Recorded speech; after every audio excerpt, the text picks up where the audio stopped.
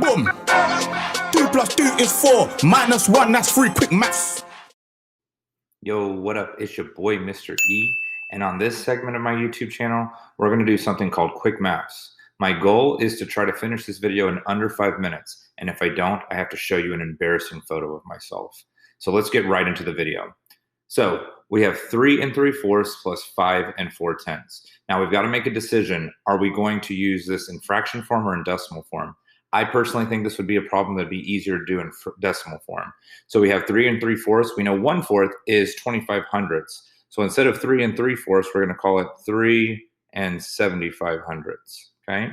And then we know that the bottom number is 5 4/10. So remember, we want to line up the decimals when we're doing that. We'll add this 0 in here because adding a 0 to the right of a decimal doesn't add any value. And we're going to add up. 5 plus 0 is 5. 7 plus 4 is 11.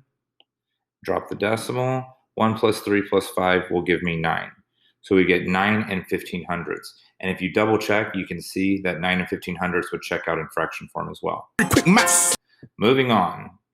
Now we have 8 5/10 minus 6 5/6. Now this one, it's really hard to convert 6 into decimals. You'll find it turns into a repeating number. You'll never get an exact decimal. So this is one that we're going to need to turn into fraction form. So we know 5/10 is another way to say 5 over 10 or 1/2.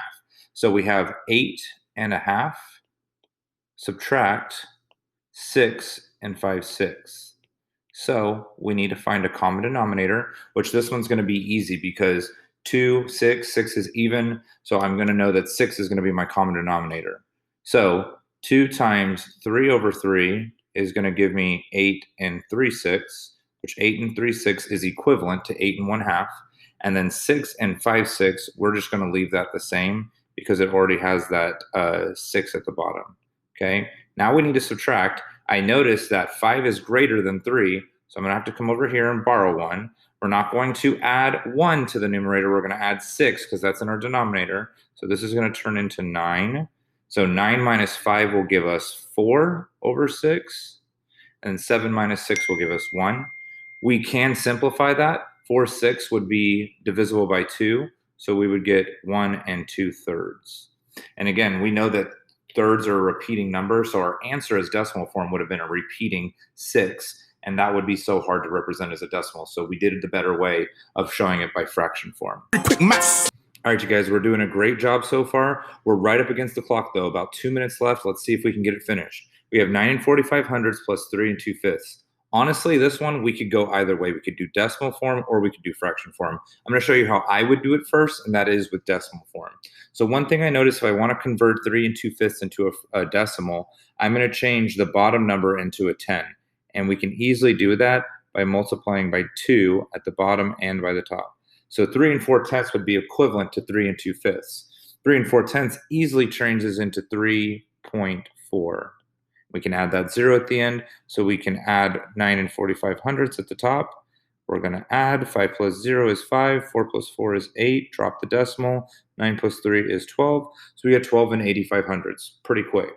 We could also do it in fraction form, though. We're going to do 9 45 over 100, and we're going to do 3 2/5.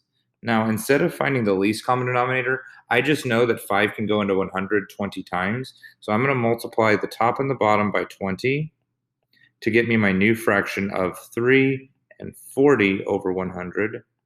And then my new fraction up here doesn't really need to change because we have a common denominator. And now I can add these up pretty easily.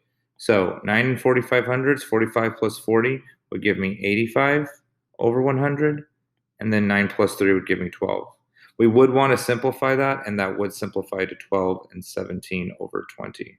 Okay? But we got a good answer either way.